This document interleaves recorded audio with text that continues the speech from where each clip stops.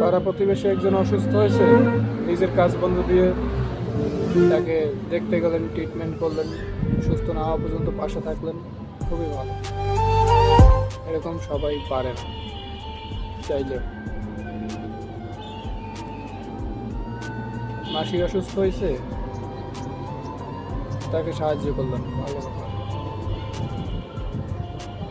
মামাতো ভাই বিপদে পড়েছে,